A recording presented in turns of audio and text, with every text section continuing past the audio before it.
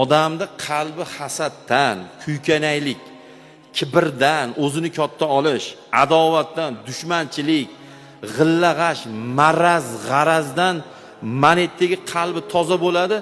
Keyin o'rda o'sha odam yaxshi bo'ladi. Kim bo'lishidan qat'iy nazar.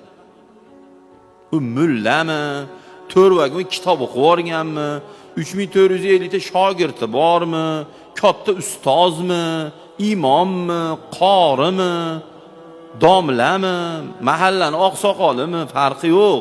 Agar qalbida o'sha yomonliklar bo'lsa, eng dinida rasvo odam o'sha odam bo'ladi. O'sha odam bo'lsa, biling, siz o'shanaqasiz. Kim bo'lsiz ham, necha kirgan bo'lsiz ham. Tozalang meni qurg'urdi. O gurut masjidda bor qalb. Tozalang mashina. Tozalaylik azizlar. Yuravermaylik batday kirlar bilan. Ko'zga ko'rinadigan kirlar bor. Faqat Alloh ko'radigan kirlar bor. U qalbdagi haligi biz aytgan yomon sifatlar qalbi kiri, badanda kiri gunohlar hisoblanadi. Dush qilib atirlarni sepgan odam lekin qo'li fohishani badanni ushaydi. Qo'li qumor o'ynaydi, qo'li zulm qiladi. Bu qo'l eng kir qo'l hisoblanadi.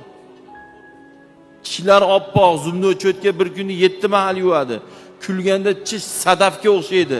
Lekin bu og'iz enayni, bu aynida so'kinsa, g'iybat qilsa, yolg'on gapirsa, tuhmat qilsa, birovni dilini og'ritsa, bu nima bu? Bu musorxona hisoblanadi bu og'iz.